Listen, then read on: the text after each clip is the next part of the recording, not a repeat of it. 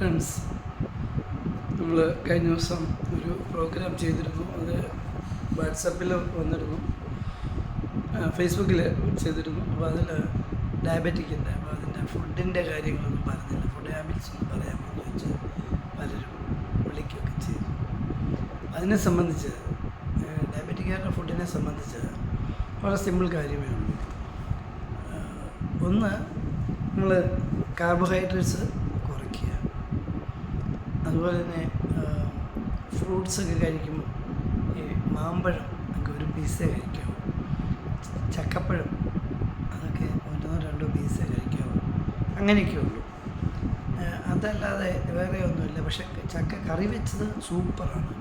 അത് ബോഡിക്ക് റീജുവിനേറ്റ് ചെയ്യാനും ഹെൽത്ത് പ്രൊഡ്യൂസ് ചെയ്യാൻ ബെസ്റ്റാണ് ചക്ക. പക്ഷെ പഴുത്തിട്ട് തിന്നരുത്.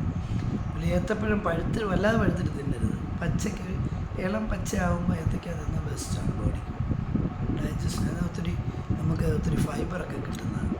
പക്ഷെ വല്ലാതെ പഴുത്ത് കഴിഞ്ഞത് കഴിക്കരുത്. ഓക്കെ. പിന്നെ ഞാൻ പറയാം, എൻ്റെയും കൂടെ കണക്ട് ചെയ്താണ് പറയുന്നത്. അപ്പം ഞാനൊരു ഇതിനകത്തൊരു സക്സസ്ഫുൾ ആണല്ലോ. 33 വർഷം കഴിഞ്ഞിട്ട് ഡയബറ്റിക് ആയിട്ട് ഇങ്ങനെ പച്ചയ്ക്ക് നിൽക്കുമ്പം അതൊരു സക്സസ്ഫുൾ ആണെന്ന് പറയാൻ പറ്റും. എൻ്റെ രീതി കണക്ട് ചെയ്ത് പറയാം. രാവിലെ എന്നെ ഏർലി മോർണിംഗ് എഴുന്നേക്കും.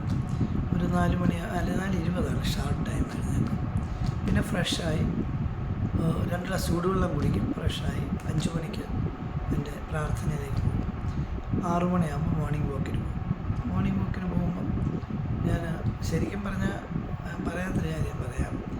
ഈ നമ്മുടെ ഇൻസുലിൻ റെസിസ്റ്റൻസ് അതിനെ ഒന്ന് കൈകാര്യം വേണ്ടി ഞാനൊരു ബിസ്ക്കറ്റ് തിന്നു.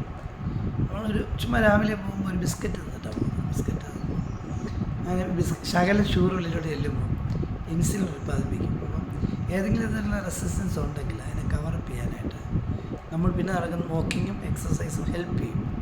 അത് ഞാൻ ഏതൊരു ഡോക്ടർ പറഞ്ഞ് കേട്ടിട്ടുണ്ട്. പുള്ളി ജിലേബിയൊക്കെ കൊടുക്കുമായിരുന്നു. പറഞ്ഞൊരു കാര്യം ഇതാണ്: സ്റ്റിമുലേറ്റ് ചെയ്യുക. ബോഡി സ്റ്റിമുലേറ്റ് ചെയ്യുമ്പോൾ ബോഡി ഇൻസുലിൻ ഉൽപ്പാദിപ്പിക്കും. ആ ഇൻസുലിനെ നമ്മൾ ബോഡിക്ക് ഗുണകരമായി കൺസ്യൂം ചെയ്യുക, അത്രേ ഉള്ളൂ. അപ്പോൾ ഞാൻ അങ്ങനെ ചെയ്യാറുണ്ട്. എന്നിട്ട് നിങ്ങൾ ബിസ്ക്കറ്റ് കഴിക്കണോ നല്ലതൊക്കെ എക്സസൈസ് കുറെ കഴിഞ്ഞിട്ട് മതി. അതിനുശേഷം മോർണിംഗ് എക്സസൈസ് കഴിഞ്ഞ് വന്നിട്ട് നമ്മൾ അതൊക്കെ വെള്ളം കുടിക്കാൻ ശ്രദ്ധിക്കും. കാരണം കഴിഞ്ഞാൽ 2 ഗ്ലാസ് വെള്ളം കുടിക്കും. പിന്നെ ചായയ്ക്ക് ശേഷം പിന്നെ ഒരു 8-8:30 ആകുമ്പോൾ നമ്മൾ ബ്രേക്ക്ഫാസ്റ്റ് കഴിക്കും. അത് 2 ചപ്പാത്തി കഴിക്കുന്നു. എനിക്ക് ചപ്പാത്തിക്ക് കുഴപ്പമില്ലാത്തതുകൊണ്ട് ഞാൻ ചിലർക്ക് ചപ്പാത്തി പറ്റില്ല. പക്ഷേ കാർബോഹൈഡ്രേറ്റ്സ് കുറയ്ക്കാൻ വേണ്ടിയാണ്. അങ്ങനെ പറ്റില്ലാത്തവർ മറ്റെന്തെങ്കിലും സപ്ലിമെൻറ്റ് കഴിക്കാം. അല്ലെങ്കിൽ ഒരു ദിവസം 1 സ്പൂൺ പഞ്ചസാര, ഒരു ദോശ വെള്ളം കഴിക്കാം. പക്ഷേ അതല്ലെങ്കിൽ വേറെ എന്തെങ്കിലും ഒരു സപ്ലിമെൻറ്റ് എടുക്കുക. ഓക്കെ. നിങ്ങളുടെ ഡോക്ടറോടോ ഡയറ്റീഷ്യനോടോ ചോദിച്ചാൽ പറയുള്ളൂ. ഓക്കെ. പിന്നെ ഒരു 11 മണിയൊക്കെ ആകുമ്പോൾ ഞാൻ ഫ്രീ ആണെങ്കിൽ വണ്ടിയിലേക്ക് പോകാൻ ഇച്ചിരി കുക്കമ്പറോ മത്തങ്ങയോ അല്ലെങ്കിൽ വെള്ളരിക്കൊക്കെ കട്ട് ചെയ്ത് വെച്ച് അതെടുത്ത് തിന്നും. അതിന് ബോഡിക്കൊരു തണുപ്പും കിട്ടും, വിശപ്പും പോവും, ഹെൽത്തി ആവും. ഓക്കെ. പിന്നെ ഒരു 1 മണി സമയമാകുമ്പോൾ നമ്മൾ ലഞ്ച് കഴിക്കുന്ന പറഞ്ഞാൽ 1 കപ്പ് ചോറ്, കുറച്ച് ചോറ്, അതും ഈ തവിട് കൂടുതലുള്ള ചോറ്. പിന്നെ ഫിഷ് കറിയോ വെജിറ്റബിൾസോ എന്തെങ്കിലും കഴിക്കും. കേട് കഴിക്കാറുണ്ട്. പിന്നെ ഒരു ദിവസം 1 മുട്ട, താറാമുട്ടയോ കോഴിമുട്ടയോ കഴിച്ചിരിക്കും ഞാൻ. അത് ആഴ്ചയിൽ 5 ദിവസം കഴിക്കും. എല്ലാ ദിവസവും 5 ദിവസം കഴിക്കും. നമ്മുടെ കാൽസ്യം മറ്റ് പൊട്ടാസ്യമൊക്കെ വേണമല്ലോ, പ്രോട്ടീനൊക്കെ വേണം, അതിന് വേണ്ടിയാണ്. പിന്നെ ഊണ് കഴിഞ്ഞാൽ പിന്നെ നമ്മൾ വിശ്രമമായി, പിന്നെ വായനയായി, പഠനമായി. 4 മണിയാകുമ്പോൾ ചായ കഴിക്കുമ്പോൾ എന്തെങ്കിലും സ്നാക്സ് ഉണ്ടെങ്കിൽ കഴിക്കും. നിർബന്ധമില്ല. അല്ലെങ്കിൽ ഒരു 1-2 ബിസ്ക്കറ്റ് അല്ലെങ്കിൽ ചിപ്സ് തരുന്നു, ഒരു രസം. പിന്നീട് നൈറ്റിൽ 8 മണിയാകുമ്പോഴാണ് ഡിന്നർ കഴിക്കുന്നത്. ഡിന്നർ എന്ന് പറഞ്ഞാൽ 1 ചപ്പാത്തി ഉള്ളു കഴിക്കുന്നത്. ഒറ്റ ചപ്പാത്തി, അത് ചെറിയ ചപ്പാത്തി ഒരെണ്ണം. കൂടെ എന്തെങ്കിലും കറി കാണും. ചിക്കനാണെങ്കിൽ 1 പീസ് ചിക്കൻ, അല്ലെങ്കിൽ ശകലം ബീഫ്, അല്ലെങ്കിൽ ഫിഷിൻ്റെ 1 പീസ്, അല്ലെങ്കിൽ വെജിറ്റബിൾസ്. എന്താ നിർബന്ധമൊന്നുമില്ല, എന്തെങ്കിലും കഴിക്കും. പിന്നെ ഇടയ്ക്ക് ചെയ്യുന്നത് ഒരു കാഷ്യൂനട്ട് അല്ലെങ്കിൽ ഒരു നമ്മുടെ ബദാമോ അല്ലെങ്കിൽ 1-2 ഈന്തപ്പഴമൊക്കെ തിന്നും. അത് നമ്മുടെ ന്യൂട്രീഷൻ സപ്ലൈ ചെയ്യാൻ വേണ്ടിയാണ്. നമ്മുടെ ബോഡിക്ക് നമ്മുടെ ഫുഡിൽ നിന്ന് കിട്ടാത്ത ന്യൂട്രീഷൻ കിട്ടുന്നുണ്ട്. ഇതാണ് എൻ്റെ ഒരു ഡേ ടു ഡേ. പിന്നെ വൈകുന്നേരം ഞാൻ എനിക്ക് എൻ്റെ വാതിൽക്കൽ തന്നെ നല്ല റോഡുണ്ട്, വണ്ടി അധികം ഇല്ലാത്തതായിട്ട് ഞാൻ പ്രൈവറ്റ് റോഡ് ഒരു 25 മിനിറ്റ് വൈകിട്ട് ചുമ്മാ നടക്കാറുണ്ട്. അങ്ങനെ നടക്കുമെന്ന് പറഞ്ഞാൽ നമ്മുടെ പഠനത്തിനും ഭയങ്കര മെമ്മറി പവറൊക്കെയാണ്. നമ്മളെ നല്ല എനർജറ്റിക്കാണ്. ഏതൊരു യുവാവിനെയും പോലെ ചിന്തിക്കാനും പ്രവർത്തിക്കാനും നമുക്ക് കഴിയുന്നുണ്ട്. അതാണ് എൻ്റെ ഒരു വിലപ്പെട്ട രീതി. ഓക്കെ, അപ്പോൾ ഇതാണ് ഫുഡ് ഹാബിറ്റിനെ പറ്റി ശ്രദ്ധിക്കേണ്ടത്. ഈ എക്സസൈസും ഇതും ഉണ്ടെങ്കിൽ നിങ്ങൾ ഇപ്പോൾ എന്ത് ഡയബറ്റിക് ഇൻസുലിൻ എടുക്കുന്ന ആളായാലും കൊള്ളാം, നിങ്ങൾ ഷുഗർ എന്താണെങ്കിലും കൊള്ളാം, എല്ലാം കുറച്ച് വരും. ഡയബറ്റിക്കായിട്ട് ഒരു ബന്ധം. ഇപ്പം ഞാൻ 8 വർഷത്തോളമായി കണ്ണ് ഒരു വിദഗ്ധനായ ഡോക്ടറെ കൊണ്ട് പരിശോധിച്ചു. എല്ലാ 6 മാസം കൂടുമ്പോൾ കണ്ണ് ടെസ്റ്റ് ചെയ്യാറുണ്ട്. അത് മെഡിക്കൽ സെൻ്ററിലാണ് ടെസ്റ്റ് ചെയ്യുന്നത്. എനിക്ക് നല്ലൊരു ഐ സ്പെഷ്യലിസ്റ്റാണ്. ഓരോ തവണയും അദ്ദേഹം പറയും കണ്ണിന് കാഴ്ച അല്പാൽപ്പം കൂടുന്നില്ല, കുറയുന്നില്ല.